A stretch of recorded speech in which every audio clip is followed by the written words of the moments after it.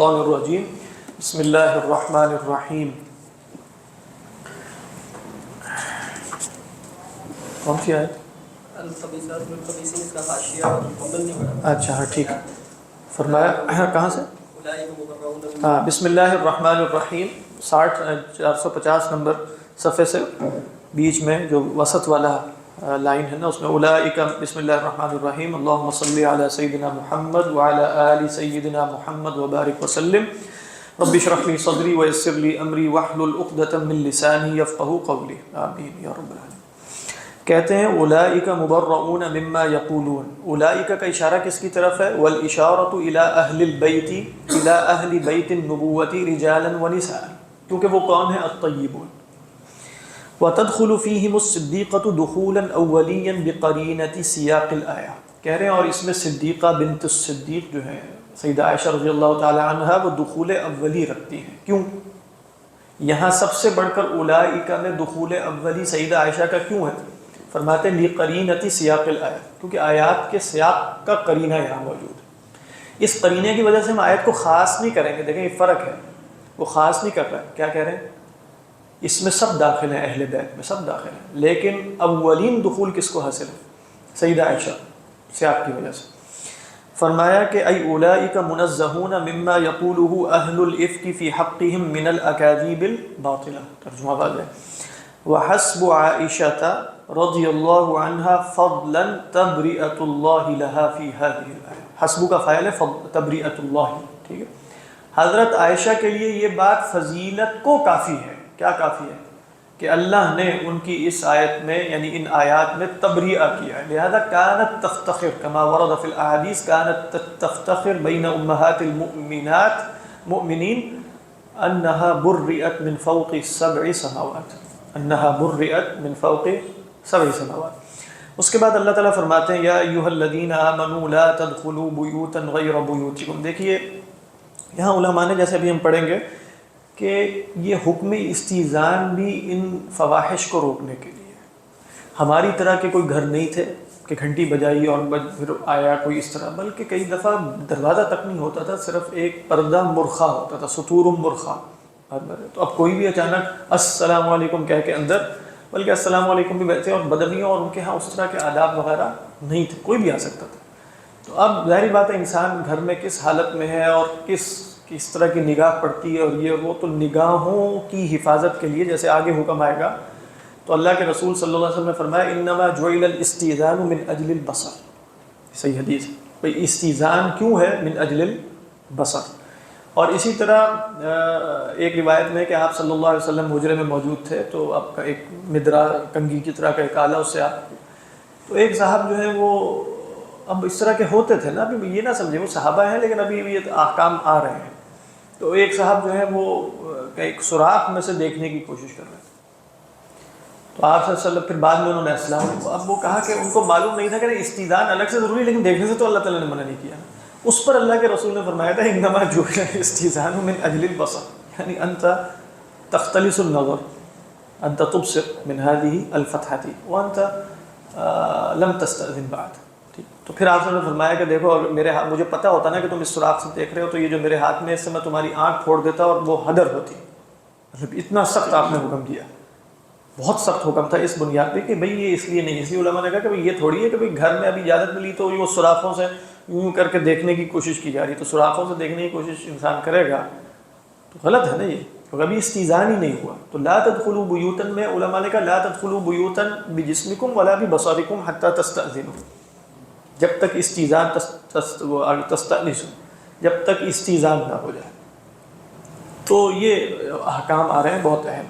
فرمایا یا ایھا الذین آمنوا لا تدخلوا بیوتا غیر بیوتکم اما اذا دخلتم بیتکم فلا تحتاجون الی الاستئناس ولا الاستئذان ولكن يستحب للرجل اذا دخل بیته ان يسلم على اهله واذا لم يكن احد في البيت فعليه ان يسلم السلام علیکم ورحمۃ اللہ وبرکاتہ لأنه قد يكون هناك من لا يرى. ایسے تو ہو سکتے ہیں وہ جنات وغیرہ تو ہو سکتے ہیں. تو السلام علیکم یا اہل الدار، یہ نہیں کہنا ویسے وہ قبرستان کے لیے. یا ایھا الذین آمنوا لا تدخلوا بیوتا غیر بیوتکم حتی تستأنسوا. دیکھیں استئناس ہے یہ، ٹھیک، یہاں استیناس حتی تستأنسوا وتسلموا علی اہلہا. تو روایات میں آیا کہ جیسے ابھی ہم پڑھ لیں گے کہ سلام پہلے ہے، یعنی السلام علیکم ورحمۃ اللہ وبرکاتہ ادخل، یہ رسول اللہ صلی اللہ علیہ وسلم نے استیزان کا طریقہ بتایا. تب استیزان یعنی یہ نہیں ہے کہ استیزان پہلے اور سلام بعد میں، نہیں، وہ استیزان کے طریقے میں کیا ہے السلام علیکم. تو یہاں اللہ تعالیٰ نے استیناس جو اصلاً استیزان کے معنی میں ہے وہ مقدم کیا ہے، اور تسلیم بعد میں، حتی تستأنسوا وتسلموا علی اہلہا. اما من حیث السنہ فنحن عرفنا ان السلام قبل الکلام کما جاء فی الحدیث ایضا او کما کان یقول العرب السلام قبل الکلام. کیا مطلب؟ السلام علیکم ورحمۃ اللہ ادخل واذا قیل ارجعوا فارجعوا، وہ آگے ہم پڑھیں گے. اگر کہا جائے پلٹ جاؤ واپس پلٹ جاؤ، اچھی بات نہیں. اگر تمہارا استقبال کرنا چاہتا لا یرید مشغول یا کوئی بھی سبب ہے، اس لیے موبائل اٹھانا ضروری نہیں ہے. یہ سمجھ نہیں آتا کتنی کالیں کی موبائل نہیں اٹھا رہے آپ، کیوں نہیں اٹھا میرا نہیں دل چاہ رہا کہ میں فون سنوں کسی کا. ٹھیک ہے آپ کہیں بد اخلاق آدمی ہو سکتا ہے، لیکن وہ جو اللہ میاں نے مجھے اگر اجازت دی ہے تو وہ بد اخلاقی نہیں ہے. یعنی اگر بالفرض اللہ میاں نے مجھے کہا کہ وہ دروازے پہ آ جائے اور میں اس سے کہوں کہ نہیں جی آپ واپس جائیے، وہ کہے گا کہ کس قسم کا آدمی، اور یہی کہے گا نا. اللہ میاں کہہ رہے ہیں کہ وَإِذَا قِيلَ لَكُمُ ارْجِعُوا فَارْجِعُوا هُوَ أَزْكَىٰ لَكُمْ، یعنی ہوا أَزْكَىٰ لِمَنْ يَرْجِعُ. تو اللہ یہ کہ اس نے پہلے سے کوئی موعد لیا ہو یا اس طرح کا کوئی ہو پھر تو ٹھیک. تو یہ بڑی اہم آیات ہے. فرمایا یا ایھا الذین آمنوا لا تدخلوا بیوتا غیر بیوتکم، کیونکہ پہلے یہ ممکن نہیں تھا نا کہ جب مرضی کسی کو اٹھا کر کے کال کر لی جائے. پہلے ممکن تھا، اب نہیں ممکن تھا. تو اب یہ سمجھنا ہے کہ یہ استحقاق ہے کہ اگر میں فون کروں گا تو اٹھایا جائے گا، کوئی استحقاق نہیں. مجھے تو ایسے ہی لگتا ہے، ہو سکتا ہے اس میں کوئی اور تفصیلات ہیں، بن چکا ہے. نہیں اب کیا خیال ہے آپ کا کہ اس میں ہونا چاہیے کہ جو بھی فون کرے، میں جس حالت میں بھی ہوں میں کہوں فون تو اٹھانا ہی پڑے گا السلام علیکم، اب وہ اپنی بات شروع کر دے. ہاں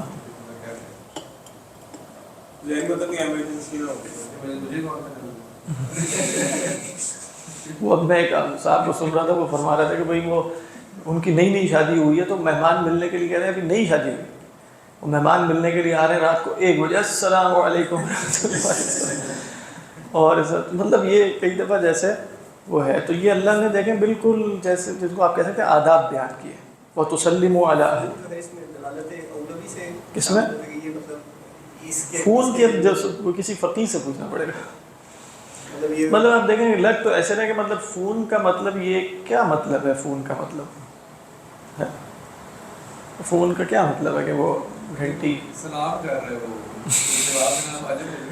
نہیں، یہی سلام اگر وہ کر رہا ہے تو جواب دینا واجب نہیں. وہ رسول اللہ صلی اللہ علیہ وسلم تشریف لائے، حضرت ابو موسیٰ اشعری تھے کون تھے جن کے دروازے پہ تو آپ وسلم کہہ رہے ہیں السلام علیکم، آپ نے فرمایا السلام علیکم ادخل، کوئی جواب نہیں آ رہا. السلام علیکم ادخل 3 دفعہ آپ نے فرمایا کہا جائے گا، اس کے بعد انسان مڑ جائے السلام علیکم ادخل، تو آپ واپس چل پڑے. اب تو صحابی نکل کے پیچھے بھاگ کر آئے، انہوں نے کہا کہ یا رسول اللہ آپ کہاں جا رہے ہیں؟ میں تو اصل میں آپ کے سلام لینے کے سلسلے میں جو ہے وہ جواب نہیں دے رہا تھا.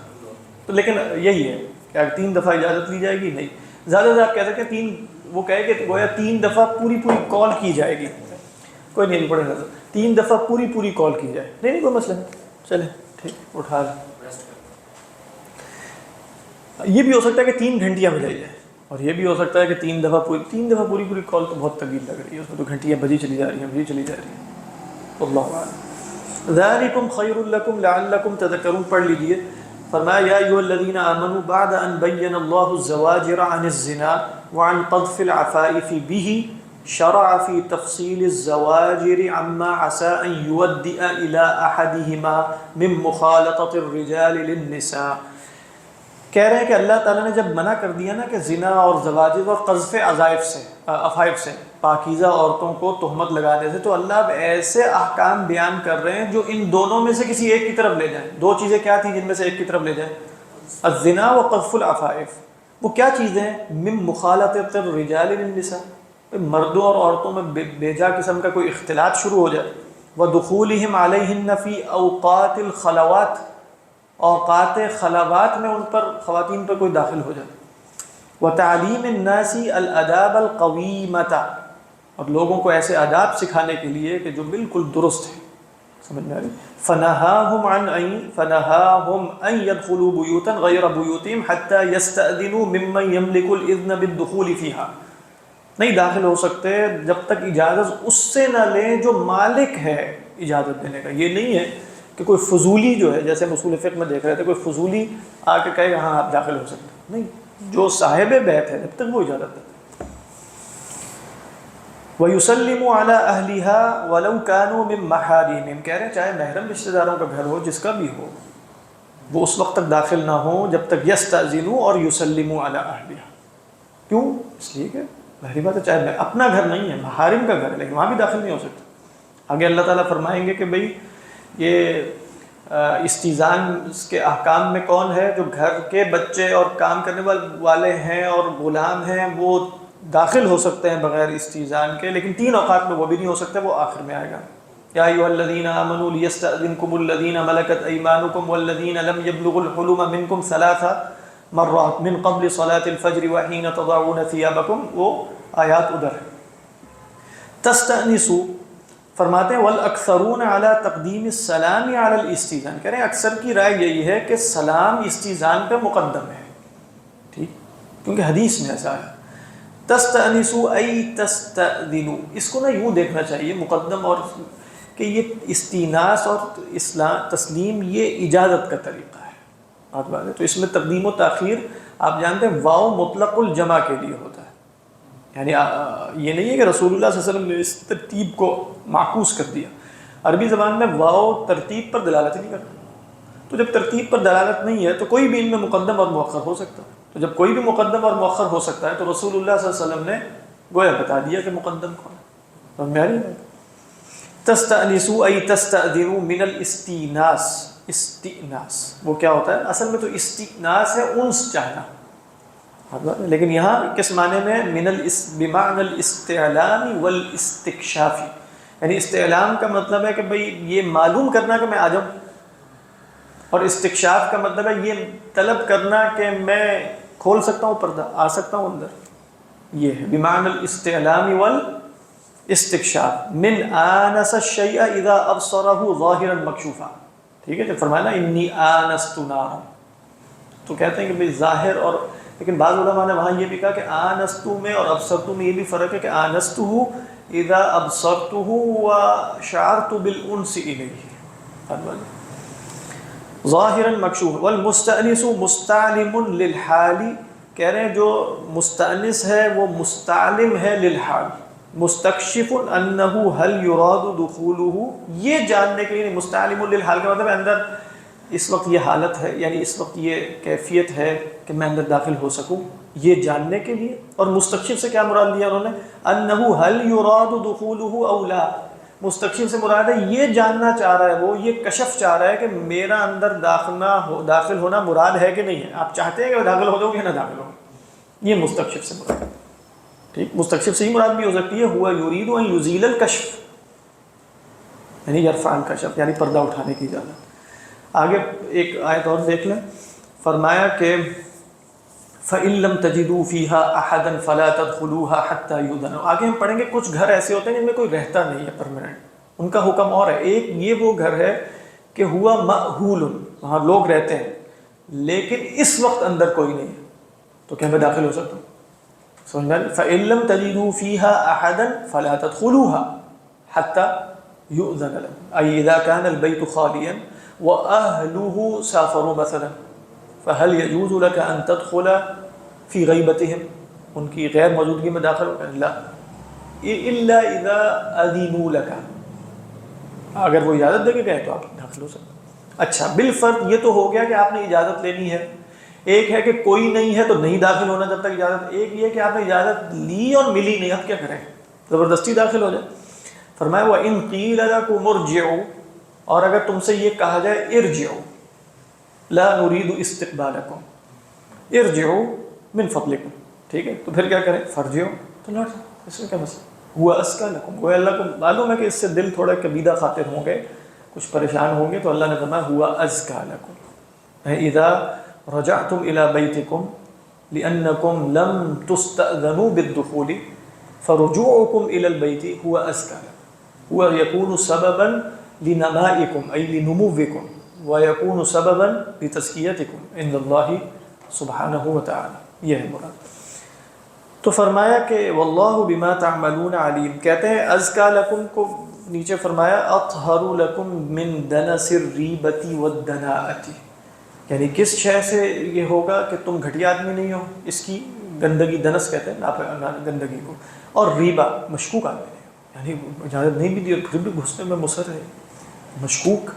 اور اسی طریقے پر جو آپ کہتے ہیں نا گھٹیا اصل، تو ان دونوں سے گویا پاکیزگی حاصل ہو جائے گی. ذالک ہوا ازکا لکم، ہوا ازکا لکم واللہ بما تعملون علیم. لیس علیکم جناح ان تدخلوا بیوتا غیر مسکونہ. کہ بیوتا غیر مسکونہ آپ سلف کی تفاسیر میں دیکھیں تو سب فرماتے ہیں کہ جو رباطات ہوتی ہیں، جو خانات ہیں، جیسے جو پہلے اب فنادق ہے نا، تو پہلے فنادق تو نہیں ہوتے تھے. فنادق سے مراد فندق، یہ موٹلز اور ہوٹلز وغیرہ جو ہوتے ہیں یہ تو پہلے نہیں ہوتے تھے جو پیسے لے کے دیتے تھے. کیا ہوتے تھی؟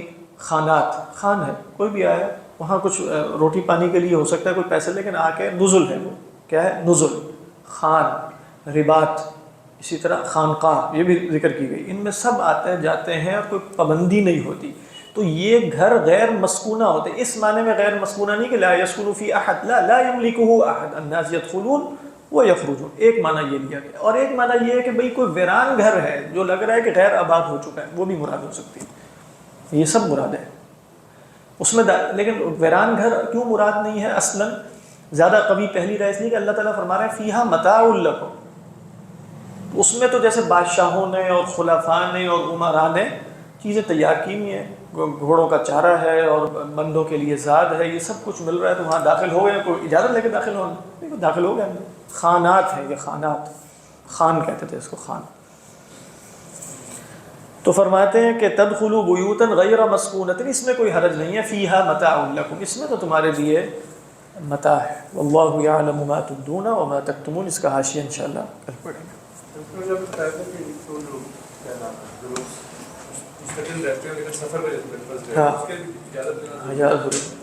جیسے ہمارے مطلب ہو سکتا ہے نا کہ آپ کی چھت ان کی چھت سے ملی ہوئی ہے، اب آپ کرکٹ کھیل رہے ہیں، بال ادھر چلی گئی، اب وہ ہے کوئی نہیں ادھر تو آپ پھلان کے چلے جاتے ہیں. اگر آپ کے اور ان کے درمیان یہ انڈرسٹینڈنگ ہے پہلے سے، وہ اس کو بالکل برا نہیں مناتے کہ آپ پھلان کے چلے جائیں، چلے جائیں. لیکن اگر بالفرض آپ کو معلوم ہے کہ ان کی موجودگی میں ایسے نہیں جا سکتا جب تک گھنٹی نہ بجاؤں اور وہ خود ہی بال مجھے واپس نہ کریں، تو پھر آپ پھلان کے نہ جائیں، کیونکہ اللہ نے منع فرمایا. حتیٰ یؤذن لکم. بچے مکلف نہیں ہیں، ان کو بھیج دیا گیا.